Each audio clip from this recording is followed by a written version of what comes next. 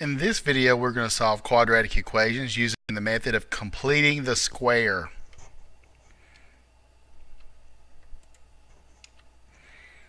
Okay, and I'm going to just go through a problem here and show you the steps of using completing the square, and then we'll go through and we'll summarize the steps that I used here for this method. Now, what we're trying to do is create on the left side of the equation a perfect square so we can use the square root property. Now it kind of looks like one of those problems that we did when we were talking about using factoring to solve the equation, because it's in the standard form and it's equal to 0. Everything looks good. The only problem is if I tried to factor the left side, you'd find out really quick you can't. There are not two numbers that multiply to give you -4 that will add to give you 8. So that won't work. That won't factor in this problem. So we're going to use completing the square. The first step you need to do is check to make sure that your leading coefficient is a 1. So in this case, we're good. We don't have to do anything. If there had been a number like a 2 or something here, we would divide through everything by that 2 and clear it out. But in this problem, we're good. The next thing I need to do is the constant term. We need to move it to the other side. So I will have x squared plus 8x equal to +4. So to move this term, that we're going to add it to both sides. So +4. Now the next step I'm going to take, this is the actual completing the square step. So pay attention to what we do here. Look at your middle term.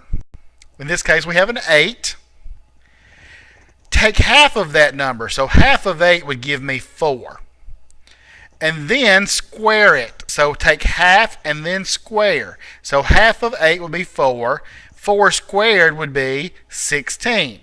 So whenever we figure out what would complete the square, that's how you do it. You complete the square by taking half of the middle number and then squaring it. So in this case, since we figured out it would be 16, I'm going to add 16 to both sides of the equation. Whatever number would complete the square, you add that to both sides of the equation. This should always be a positive number no matter what. So take half of the middle number and square it. So 4 and 4 squared would be 16. So what happens when you do that, you should be able to factor the left side into a perfect square. And this one will work. Two numbers that multiply to give me 16, add to give me 8, would of course be +4 and +4. So I can factor that left side into x plus 4 squared. That's what you're always trying to do, to create a perfect square on the left side. So that equals 4 plus 16, which is 20. Now to finish the problem up, all you have to do is the square roots property. So what we learned in a previous lesson, take the square root of both sides. So that gives me x plus 4 equal to plus or minus the square root of 20, which we can simplify.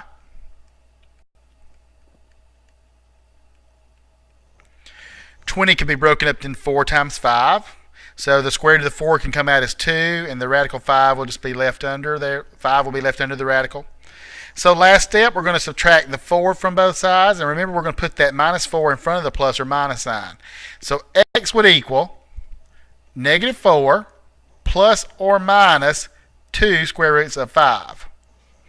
Now, if you're writing this out in MyLabs Plus or in some online class format, they may want you to separate your answers out. So in this problem, your x would equal -4 plus 2 square roots of 5 and -4 minus 2 square roots of 5. Is what they would be looking for. Two different distinct real solutions there. So let's go through the summary now of how you complete the square. Move the constant to the other side. Divide out a leading coefficient. If you have a number in front that you want to make it a 1, you're going to divide everything by it.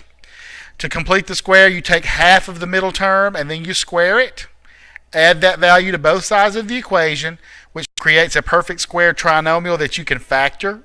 And then you finish by using the square roots property. This is pretty much the steps that you always take when using this method. Let's do one more problem using the method of completing the square.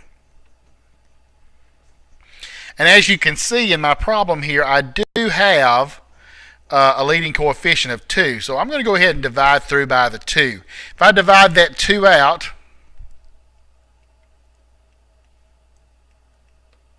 that would give me t squared minus 2t plus 1/2 equal to 0. So we got rid of the leading coefficient, so that's pretty good so far. Next step, move the constant to the other side.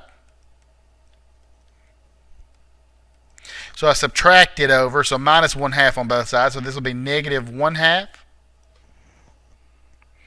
All right, now the completing the square step. Take the middle term, take half of it. Half of it would be, half of 2 is 1. Then 1 squared would still be 1 times 1, or 1. So I'm going to add 1 to both sides. Now, this makes a perfect squared trinomial on the left. So this will actually factor as t. What's two numbers that multiply to give me 1 but add to give me negative 2? It would actually be negative 1 and negative 1. So t minus 1 squared, which equals negative 1/2 plus 1, which would give me a positive 1/2. So now take the square root of both sides. Okay, I'm going to take this over here to work with this a little bit. T minus 1 equals plus or minus the square root of 1/2, which we know the square root of 1 is 1, but the square root of 2 needs to be rationalized. Okay, so I'm going to multiply by radical 2 over radical 2 to rationalize that expression. Okay, so that would be plus or minus the square root of 2 over radical 2 times radical 2 is just 2.